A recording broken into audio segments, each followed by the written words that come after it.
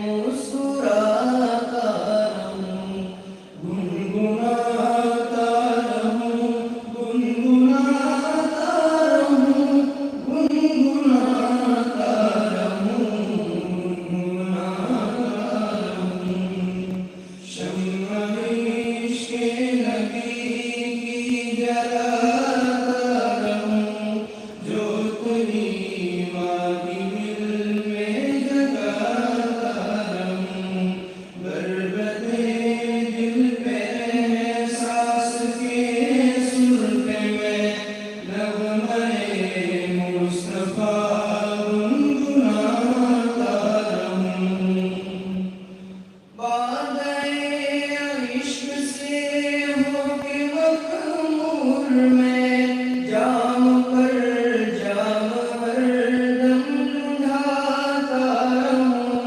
بادۂ عشق سے ہو کے مخمور میں جام پر جام ہر دم لڑھاتا رہوں مستیاں مہکتے پر برسنے لگے مستیاں مہکتے پر برسنے لگے بارش معرفت میں نہاتا رہوں گنگناتا رہوں گنگناتا رہوں گنگناتا رہوں گنگناتا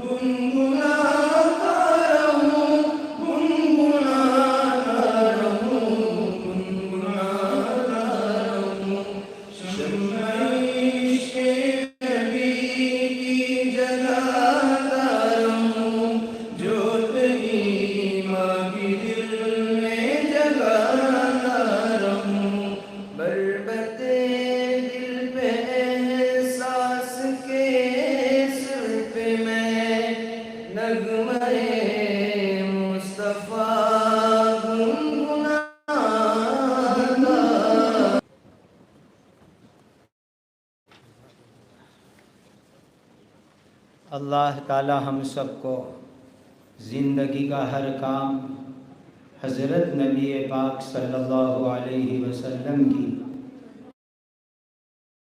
اتباع کے ساتھ کرنے کی توفیق عطا فرمائے۔ آج اللہ تعالی کا جتنا بھی احسان شکر ادا کرے کم ہے۔ اللہم لا نحصی ثناء علیک انت کما اثنیت علی نفسک۔ آج ہمارا رواں رواں خوشیوں سے بھرا ہوا ہے۔ اللہ کے سامنے ہم شکر ادا کرتے ہیں۔ چھوٹی سی بستی سملک کا ایک چھوٹا سا روم کمرہ، وہاں سے شروع ہونے والا مدرسہ تعلیم الدین پھر ایک عظیم جامعہ بنا، اور آج اس کا ہم 100واں یعنی اجلاس 100 سالہ دور حدیث شریف کی نسبت سے ہم منعقد کر رہے ہیں۔ بانی جامعہ نے ابتدائی رویداد، جس کو ہمارے یہاں رپورٹ کہتے ہیں، جو گجراتی زبان میں چھپتی تھی، اس میں عجیب عجیب جملے لکھے ہوئے ہیں۔ لکھتے ہیں جب اس مدرسے کی ابتدا ہوئی تو مجھ خادم احمد حسن اور ایک مدرس کے سوا کوئی نہیں تھا، اور مالیات کے لیے یہ دونوں بستی ڈابھیل سملک کی برکتی مٹھی کے سوا کچھ نہیں تھا۔ آج اس کا فیض دیکھیے، بہار دیکھیے۔ میں اپنے مشاہدات کی یقینی بنیادوں پر اللہ کو حاضر و ناظر رکھ کر کہہ رہا ہوں، پورے عالم میں اس جامعہ کا فیض اس وقت قائم ہے۔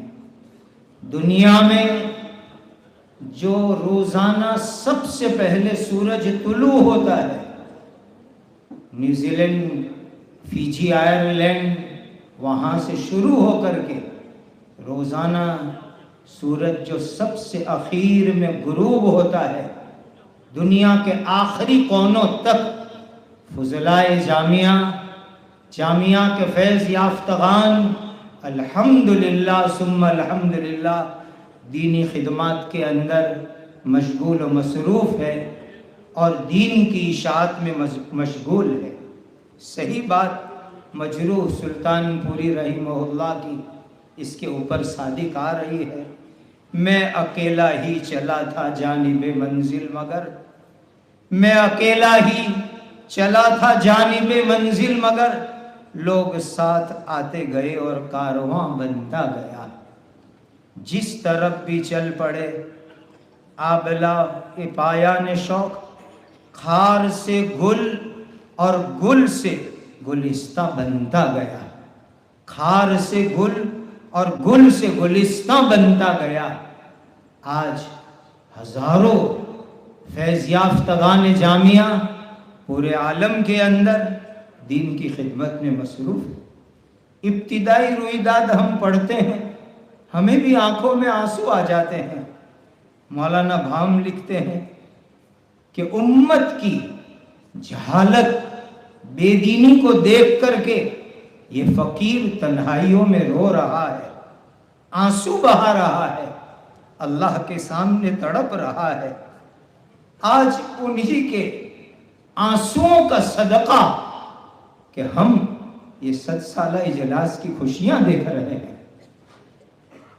اس مرحوم نے جب جامعہ کا پہلا پتھر رکھا تو 1,00,000 مرتبہ درود پاک کا اہتمام کر کے پہلا پتھر رکھا تھا۔ آگے سنیے، پہلے ہی دن سے جامعہ میں عصر کے بعد ختم خواجگان کا بانی مرحوم نے سلسلہ شروع کیا۔ یہ وہ روحانی بنیادیں تھی، لمسجد اسس علی التقوی من اول یوم احق ان تقوم فی۔ یہ وہ اخلاص اور امت کی درد کہ وہ جذبات تھے کہ اتنا عظیم الشان جامعہ آج ہم دیکھ رہے ہیں. ایک جملہ میں عرض کروں، جو بھی کسی ادارے کے ذمہ دار ہے ان کے لیے بانی جامعہ کا یہ جملہ تڑپا دینے والا ہے. پہلی رویداد سے دیکھنا شروع کیا تو جہاں اساتذہ اور خدام کے نام لکھے ہیں سامنے ان کی ذمہ داریاں لکھی ہیں. جہاں بانی مرحوم نے اپنا نام لکھا ہے وہاں سامنے گجراتی میں لکھا ہے مدرسانو درے کام کرو ماری فرج بنے چھے. مدرسے کا ہر کام میری ذمہ داری میں آتا ہے. کیسے وہ لوگ تھے حضرات اکابرین. گجرات میں اسلامی حکومتوں کے خاتمے کے بعد پھر ایک جہالت کا دور آیا تھا. کیسے حالات تھے؟ پہلی بات، مذہبی تعلیمات سے لوگوں میں نفرت عام ہوئی. دوسری بات، رسومات جاہلیت میں لوگ جکڑے ہوئے تھے. تیسری بات عجیب یہ تھی کہ کوئی عالم ربانی آ کر کے ان کو دین کی بات سناتا تو وہ ان کی نظر میں سب سے برا ہو جاتا. لیکن یہ قافلہ انوری کی آمد ہوئی، عظیم الشان جامعہ اسلامیہ بنا، پورے علاقے کے اندر ایک دینی روحانی علمی انقلاب شروع ہوا. بانی جامعہ کے عظیم کارناموں میں پہلے ہی دن سے جامعہ میں واعظ ایک مستقل عالم دین کا تقرر ہوا. یاد رہے کہ اس وقت دعوت و تبلیغ کی یہ مروجہ محنت ابھی شروع بھی نہیں ہوئی تھی. اس زمانے میں بانی مرحوم نے ایک واعظ محض اس نسبت پر جامعہ میں رکھے کہ وہ اطراف و جوار میں جا کر کے وعظ کرے، بیانات کرے، دین کی تبلیغ و اشاعت کرے. عصری تعلیم کے لیے بانی مرحوم نے باقاعدہ اسکول قائم کیا، حکومت سے الحاق کرایا، بنات کا مدرسہ بھی قائم کروایا.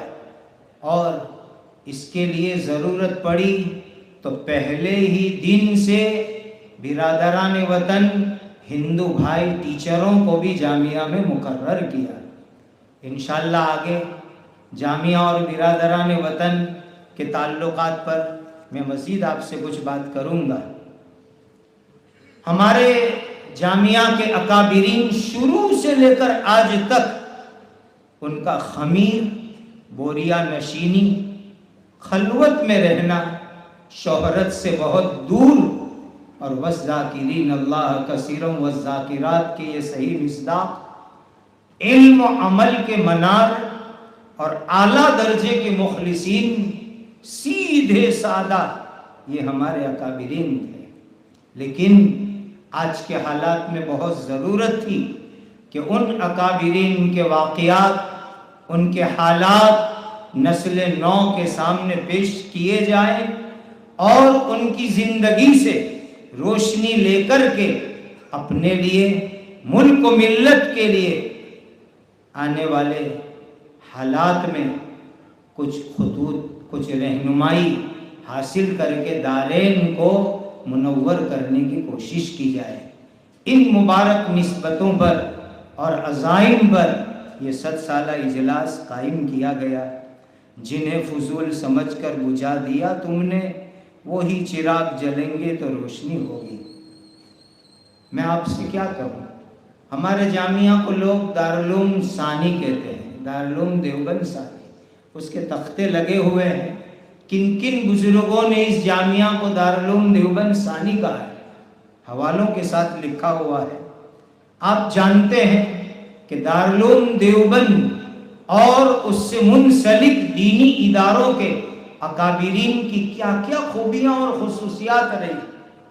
اس میں سے 4 چیزیں میں آپ کے سامنے ضرور ذکر کروں گا. نمبر 1، توحید کامل کو اپنانا، کفر اور شرک کے جمیع انواع و اقسام سے اپنے آپ کو کلی طور پر بچانا. نمبر 2، اتباع سنت کا جذبہ اور سنت کی ترویج و اشاعت. نمبر 3 تعلق مع اللہ، احسان، اخلاص، احتساب کی کیفیت، اور نمبر 4 اعلاء کلمت اللہ، دینی غیرت و حمیت، اشاعت دین، حفاظت دین کے پاکیزہ جذبات۔ یہ 4 چیزیں ہمارے اکابرین کی بہت بڑی دین ہے جو موجودہ اور آنے والی نسلوں تک پہنچانا ہم سب کی ذمہ داری بنتی ہے۔ بانی دارالعلوم دیوبند حضرت مولانا محمد قاسم صاحب نانوتوی رحمۃ اللہ علیہ کے لیے آپ نے سنا ہے کہ حضرت بانی مرحوم دارالعلوم دیوبند نے اپنی زوجہ مرحومہ کے زیورات تک دین کے خاطر بکوا دیے تھے، ایک بار نہیں، ایک سے زیادہ مرتبہ۔ آئیے میں آج فخر کے ساتھ یہ جملہ کہہ رہا ہوں، ہمارے جامعہ ڈابھیل کے بانی حضرت مولانا احمد حسن بام سملکی رحمت اللہ علیہ کی زندگی میں بھی وہ دن آئے۔ بانی مرحوم کے پوتے حافظ خلیل بھام کے حوالے سے جامعہ کی تاریخی کتابوں میں لکھا گیا ہے، مولانا بھام مرحوم نے مدرسے کی ترقی اور ضرورت کے خاطر اپنے گھر کے زیورات تک بیچ دیے تھے۔ یہی وہ قربانیاں ہیں جو آج ہمیں یہ کھلے ہوئے گلوں کی شکل میں نظر آ رہے ہیں۔ ضرورت ہے ہم اپنے اکابرین کو یاد رکھیں، کیسی قربانیوں کے بعد یہ دینی ادارے وجود میں آئے۔ یہ اجلاس اسی عہد و وفا کو استوار کرنے کے لیے ہے۔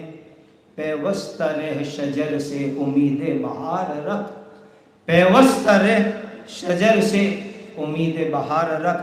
اللہ تعالیٰ تمام مرحومین، محسنین، اکابرین جامعہ اور معاونین جامعہ کی قبروں کو نور سے منور فرمائے۔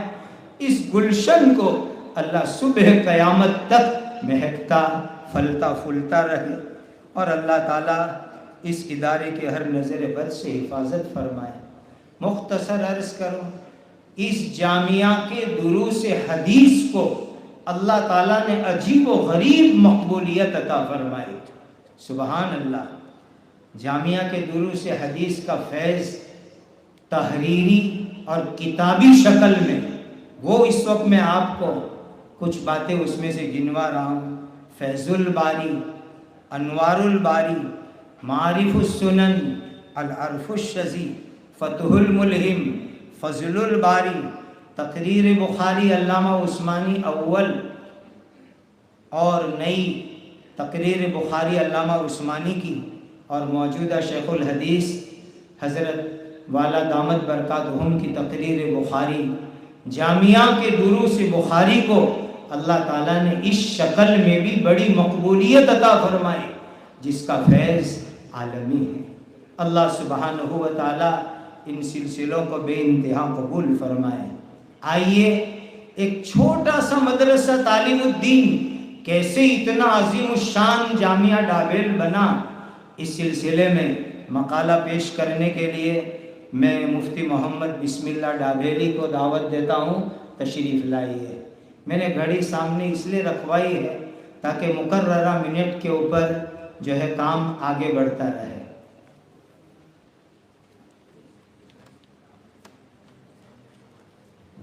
ایک گاڑی GJ16 DC 2061 یہ گیٹ کے سامنے کسی نے پارک کی ہے، فوراً جا کر کے اس کو ہٹا دے رہے، کئی دشواریاں اس کی وجہ سے ہیں۔ بسم اللہ الرحمن الرحیم، الحمدللہ رب العالمین، وبہ نستعین، ہدانا بمنہ وکرمہ للایمان وتعلیم الدین، والصلاة والسلام على رسوله خاتم الانبیاء والمرسلین وعلى آلہ وصحبہ الجامعة بین صلاح العاجل وفلاح یوم الدین وبعد۔ جامعہ ڈابھیل کا کچھ حال بتلاتا ہوں میں، مختصر تاریخی منظر سامنے لاتا ہوں میں۔ وہ حسن احمد تھا جس نے باندھی اپنی کمر، مٹھی بھر چاول لیے پھرتا رہا وہ در بدر۔ ابتدائی درس میں تھا قاعدہ بغدادیہ، پر ہمادن سعی پہ ہم میں تھے اہل مدرسہ۔ خواب میں سرکار عالم کا نظارہ ہو گیا، نقش دیکھا جامعہ کا ایک اشارہ ہو گیا، اب تو کیا تھا وہی مکتب بن گیا دارالعلوم، دن بدن ہونے لگا اب دینی طلبہ کا ہجوم، جامعہ سارے جہاں کا علمی مرکز بن گیا، پاس بان علم کا کوہ ہمایہ بن گیا۔ اسٹیج پر تشریف فرما اساتذہ علم و فضل، قابل عزت و تکریم علماء عالی مقام، ہمدردان و فاضلان جامعہ اور میرے عزیز بھائیوں، میرا عنوان ہے اکابر کی تشریف آوری سے پہلے کا مدرسہ اسلامیہ اور ان کے ورود مسعود کے بعد کا جامعہ اسلامیہ۔ اس سے معنون کا طول ظاہر ہے اور وقت کی محدودیت ظاہر تر، اس لیے میں صرف 4 اجمالی نکات اور نقاط پیش کرتا ہوں، اللہ کرے کچھ مفید ہو۔ نقطہ اولا، مدرسے کا نقطہ آغاز۔ بانی مرحوم حضرت مولانا احمد حسن بام رحمۃ اللہ علیہ اپنے علاقے اور اہل خطے کی دینی بحالی، جہالت و گمراہی، علمی زبوحالی اور رسوم و بدعات کی اسیری اور ان سے نجات و خلاصی کے لیے مؤثر تدبیر و حل کے سلسلے میں تمہیدی گفتگو کے بعد فرماتے ہیں، ہمدردی اور دلاندیشی کے اسی جذبے کے پیش نظر فقط اللہ تعالیٰ کی ذات پر توکل کرتے ہوئے 6 ماہ ہوئے تعلیم الدین کے نام سے ایک مدرسہ دابیل سندھ میں قائم کیا گیا، کیونکہ دابیل سندھ اور اطراف کے 28 دیہات میں ایسا کوئی مدرسہ نہیں تھا۔ مدرسے کے قیام سے پہلے جیسے ابھی آپ حضرات نے سماعت فرمایا 1 لاکھ مرتبہ درود شریف کا ختم کیا گیا۔ اسی کی برکت سے خدا تعالیٰ کی کریم و رحیم ذات نے اپنے نبی برحق صلی اللہ علیہ وآلہ وسلم کے صدقے طفیل مدرسے کی رفتہ رفتہ بڑی امداد فرمائی۔ حضرت گرامی قدر ملاحظہ فرمائیں، بنائے مدرسہ میں خلوص للہیت، حسن نیت، قوم کی بھی خواہی و ہمدردی، ضلالت و جہالت کو جڑ سے اکھاڑ پھینکنے کے بے پناہ جذبوں کے ساتھ بانیِ مدرسہ صفہ رسالت مآب صلی اللہ علیہ وآلہ وسلم کی بارگاہ اقدس میں 1 لاکھ محبت بھرے درود و سلام کا نذرانہ بھی شامل تھا۔ پھر اس بیج سے تیار ہونے والا پودا تناور ہو کر اس قدر نہ لہلہاتا تو بلا شبہ تعجب خیز کہلاتا۔ کہنے والے نے کیا خوب منظر کشی کی ہے، ایک چھوٹا سا پودا تھا تو جامعہ جہد و اخلاص سے اب تناور ہوا۔ نیز یہ بھی معلوم ہو گیا کہ مدرسہ حالہ صرف درس و تدریس کی درس کا ایک روایتی مدرسہ نہ تھا، بلکہ اس کے بڑے اصلاح کے بڑے اہم اور عظیم مقاصد پنہاں تھے۔ اعلیٰ درجے کی العزمی اور تدبر و حکمت سے قوم و معاشرے کی ایک اصلاحی مشن کے طور پر اسے قائم کیا گیا۔ یہی وجہ ہے کہ صرف 6 ماہ کی مختصر مدت میں حیران کن حد تک اس کا دائرہ وسیع ہو گیا۔ حضرت بانی مرحوم کو اپنے مدرسے کی سبک رفتاری اور تیز روی کو دیکھ کر یہ امید ہو چلی تھی کہ عین قریب 2-3 سال میں مدرسے کے اندر دور حدیث شریف کا انتظام ہو جائے گا، مگر نوشتہ تقدیر کچھ اور ہی تھا، جس کی طرف اللہ تبارک و تعالیٰ کے غیب نظام کے تحت منائی طور پر اشارہ کیا گیا۔ اس خواب کی راضی ہے میں آپ حضرات کی خدمت میں اس سلسلے تو دیکھا کہ ایک درخت کے نیچے حضرت نبی کریم صلی اللہ علیہ وآلہ وسلم محبوب خواب اور حضرت بانی مرحوم حضرت مولانا احمد حسن بام رحمۃ اللہ علیہ حضرت نبی کریم صلی اللہ علیہ وآلہ وسلم کے جسد اطہر کے پاس کھڑے ہیں۔ میں مسجد کے ارادے سے گھر سے نکلا، شاہراہ عام پر پہنچا تو حضرت مولانا احمد حسن رحمۃ اللہ علیہ نے مجھے آواز دی کہ مولوی احمد یہاں آؤ۔ میں پاس پہنچا تو مولوی صاحب نے فرمایا کہ حضور صلی اللہ علیہ وآلہ وسلم کے جسد مبارک کو پہنچانے میں میری مدد کرو۔ چنانچہ ہم دونوں نے حضور صلی اللہ علیہ وآلہ وسلم کے جسم اقدس کو اٹھا کر مولوی احمد حسن صاحب مرحوم کے گھر میں ایک بستر پر لٹا دیا۔ اس کے بعد میری آنکھ کھلی۔ نقطہ ثانیہ، مدرسہ تعلیم الدین کا اجمالی جائزہ اور مختصر تعلیمی احوال۔ اس کے تحت میں صرف مدرسہ تعلیم الدین کے 20 سالہ دور کا اجمالی جائزہ اور تعلیمی حال آپ حضرات کی خدمت میں پیش کرتا ہوں۔ مدرسے کی اب تک کی عمر 20 سال ہو چکی ہے۔ طلباء کی مجموعی تعداد تقریباً 250-300 کے آس پاس ہوا کرتی تھی۔ بڑا حصہ ناظرہ خانوں اور ابتدائی درجات پڑھنے والوں کا ہوتا تھا، لیکن خواہش مندوں کی طلب پر ان کے لیے موقوف علیہ تک کی تعلیم کا بندوبست ہو گیا تھا۔ ہماری موجودہ اصطلاح میں مشکات شریف کے درجے تک کا اہتمام تھا۔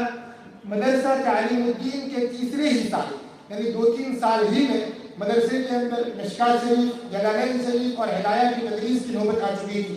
افتاحی خدمات جاری تھی، ابھی آپ نے سنا تجوید پر خصوصی توجہ دی جاتی تھی، مگر دارالافتاء کے لیے مستقل نظام نہیں تھا۔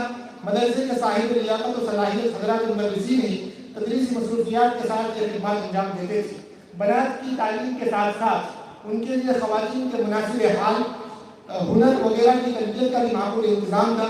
خوشنویسی و خطاطی کی تمرین کے لیے ماہر فن منشی موجود تھے، اور مدرسے کی طرف سے اطراف و اکناف میں وعظ و نصیحت کی اہم اصلاحی کوشش جاری تھی۔ 6ٹھی کلاس تک کی آخری تعلیم ہوتی تھی، جس سے تکمیل کے بعد اس شعبے کے فارغین کو سند اور سرٹیفکیٹ سے درخواست کیا جاتا تھا۔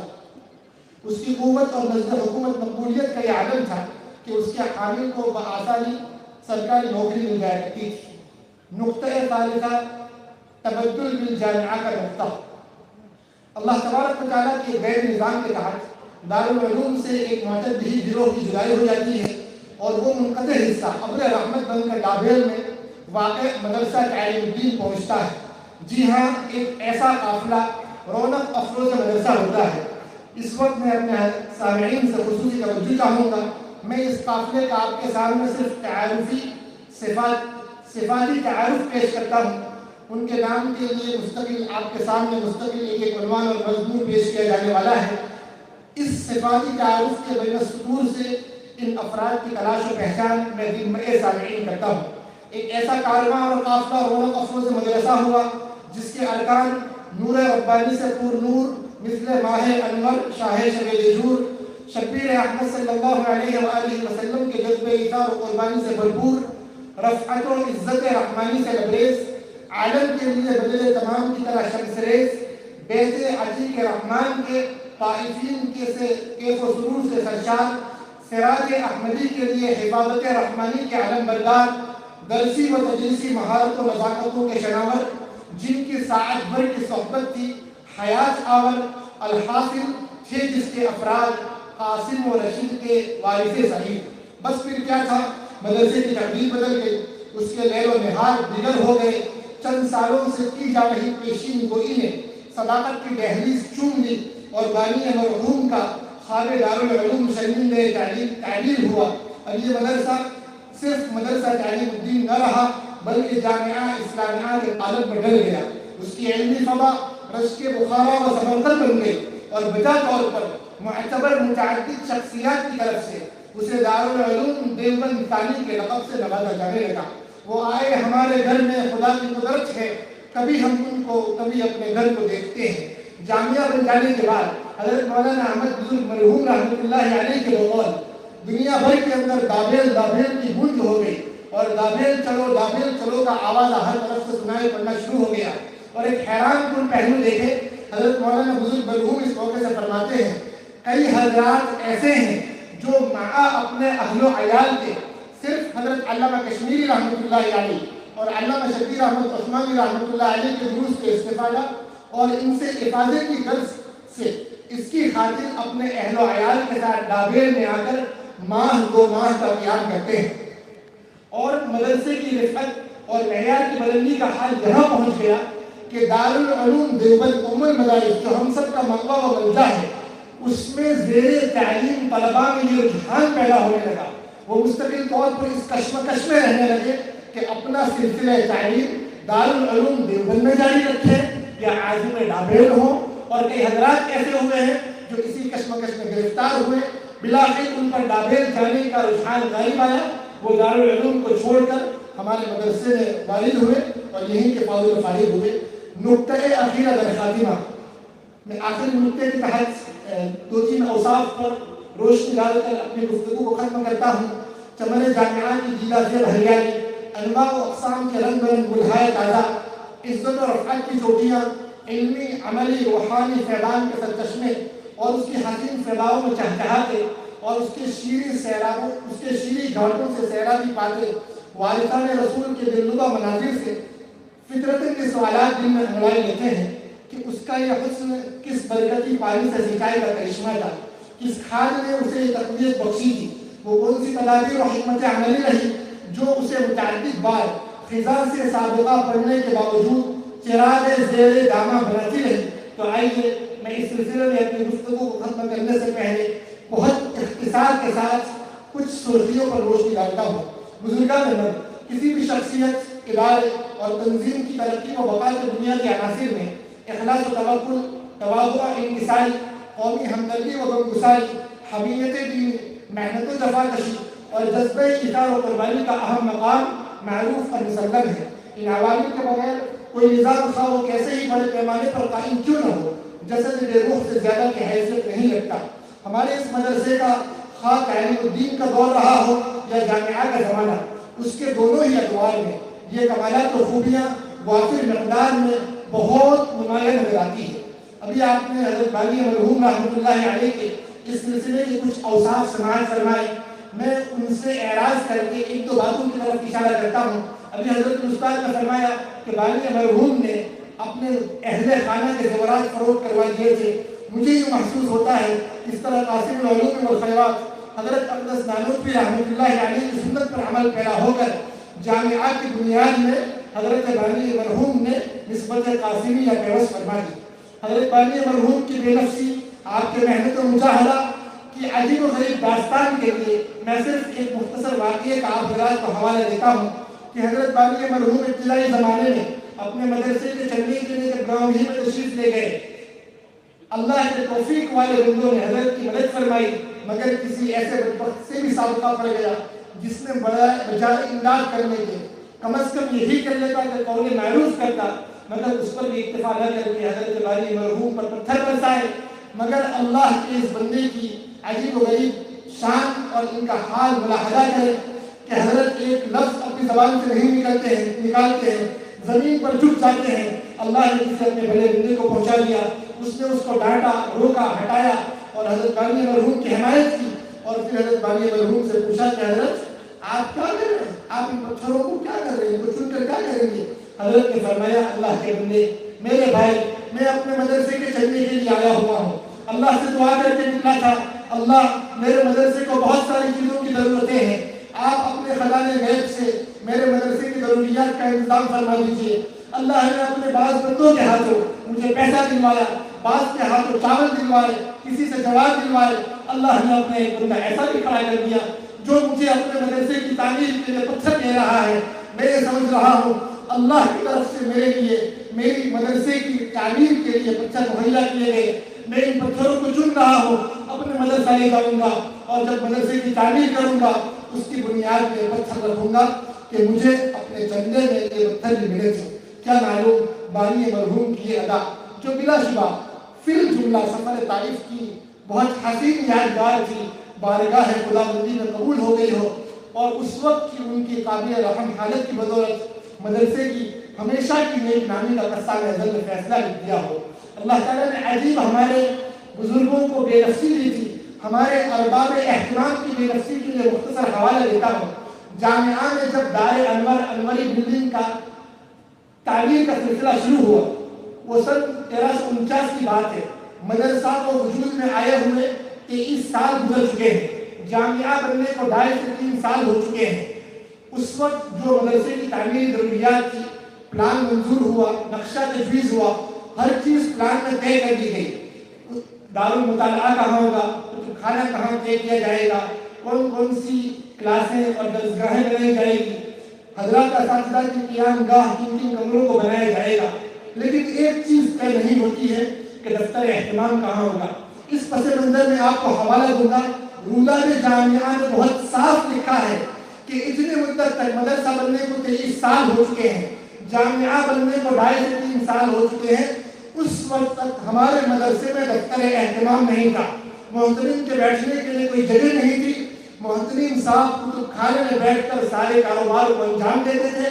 ان سب حالات کے بعد جب دار انور کی بنا ہوتی ہے، پلان منظور ہوتا ہے، نقشہ تجویز ہوتا ہے، سب چیزیں طے کر دی جاتی ہے، لیکن اس وقت بھی دفتر اہتمام کے بابت نہایت سادگی کے ساتھ رولاد جامعہ میں جملہ لکھا ہے۔ میں آپ کو اسی جملے کا اردو سناتا ہوں۔ دارالعلوم کی آفس نیچے یا اوپر کے کسی کمرے میں جہاں مناسب محسوس ہوگا وہاں مقرر کر لی جائے گی۔ اللہ اکبر، سلام ہو ہمارے اکابر اساتذہ کو۔ اتنی مدت کے بعد بڑی تعمیر ہو رہی ہے، مگر محترم کے لیے کسی آفس کا انتظام باضابطہ ایسے نہیں کیا گیا جیسے دیگر چیزوں کا کیا گیا.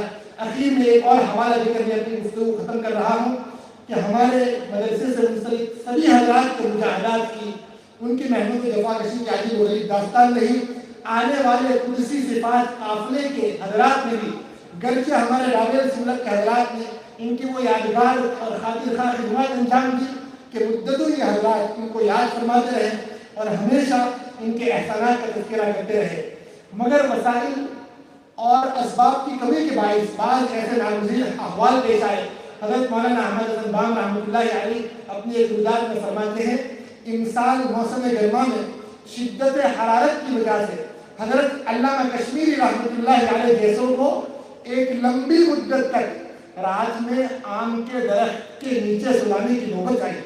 حضرات جب میں نے یہ قصہ سنا بے اختیار میرا ذہن منتقل ہو گیا حضرت مولانا احمد بزرگ رحمۃ اللہ علیہ کے اس خاک کی طرف جس میں انہوں نے ایک درخت کے سائے میں حضرت نبی کریم صلی اللہ علیہ وآلہ وسلم کے جسد اطہر کو محو خواب دیکھا تھا. اور آج عالم اسلام کا حدیث نبوی کا بڑا خادم عظیم محدث و محقق احاطہ جامعہ میں زیر درخت محو خواب ہے. الغرض تعلیم دین اور جامعات نہ صرف بنیادوں میں بلکہ اس کے اوپر اٹھائے گئے ڈھانچے میں اخلاص و ایثار، محنت و جفاکشی، بے غرضی و بے لوثی کے وہ پرنور جواہر العال ہدیت و پیمس ہیں جن کا تنہا ایک ہیرا اور موتی بھی کسی چیز میں شامل ہو جائے تو اس کی ترقی و عروج کا ضامن و کفیل بن جاتا ہے. ان گناہ و اوصاف سے ہمارے اس چمنستان کی آبیاری اور نگہداشت ہوئی ہے جو آج تقریباً 125 صدی گزر چکنے کے بعد بھی نہ صرف قائم و باقی بلکہ زمانے کے تقاضوں کے گوش بدوش وہ اپنے عظیم مقصد کی طرف رواں دواں ہیں. اخیر میں لامحدود خزانوں کے مالک خالق حق جل مجدہ کی بارگاہ میں دست دعا ہوں کہ اسلاف کرام کی محنتوں کا یہ چمن ہمیشہ پھلا پھولا رہے، ہر طرح کی آفات و بلیات سے محفوظ و مأمون رہے، گزرنے والا ہر لمحہ اس کی قبولیت عند اللہ اور مقبولیت عند الناس اور حفاظت و نافعیت میں اضافہ کرتا رہے. دین دوگنی رات چگنی کی تعبیر اس کی ترقی کا حقیقی مصداق بنے، اس کی جامعیت اور مرکزیت کو مضبوطی و دوام ملے.